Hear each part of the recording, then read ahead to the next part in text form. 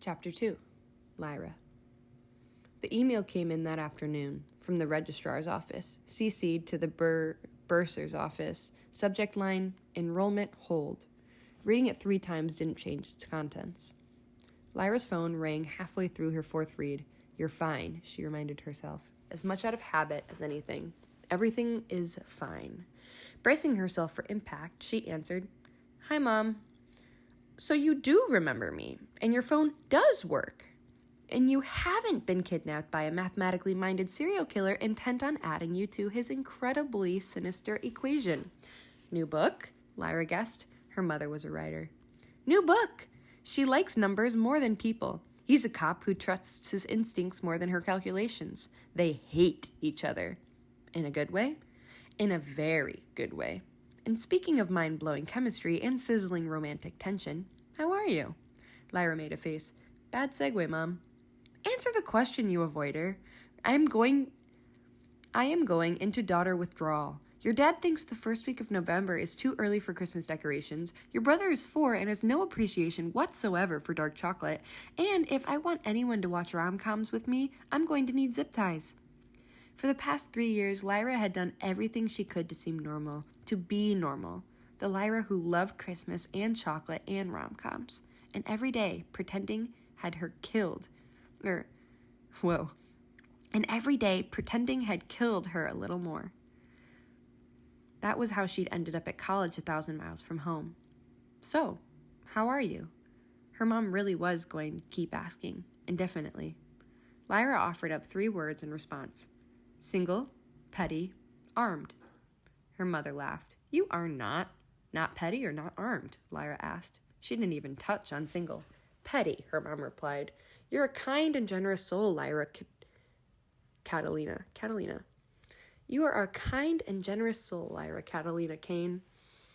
And we both know that anything can be a weapon if you believe in your heart that you can maim or kill someone with it. The conversation felt so normal, so them, that Lyra could hardly bear it. Mom, I got an email from the bursar's office. Silence fell like a 1,000-year-old tree. It's possible my last check from my publisher was late, her mom said finally. And lower than I expected. But I'll figure this out, baby. Everything's going to be fine. Everything is fine. That was Lyra's line. Had been her line for 3 years. Ever since the name Hawthorne had started dominating the news cycle and memories she repressed with good reason, and the memories she'd repressed with good reason had come flooding back. One in particular. Forget about tuition, Mom. Lyra needed to get off the phone. It was easier to project normal at a distance, but it still came at a cost. I can take next semester off, get a job, apply for loans for the fall. Absolutely not. The voice that issued those words weren't her mom's. Hi, Dad. Keith Kane had married her mother when she was 3.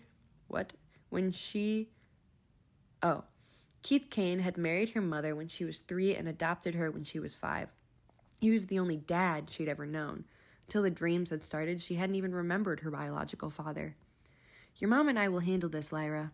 There was no arguing with her dad's tone. The old Lyra wouldn't have even tried. Handle it? How? She pressed. We have options.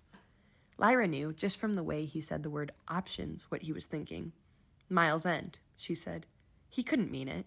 Miles End was more than just a house. It was the attic gables and the front porch swing and the woods and the creek and the generations of Kanes carving their names into the same tree. Lyra had grown up at Miles End. She'd carved her name into that tree when she was 9 years old. Her baby brother deserved to do the same. I can't be the reason they sell.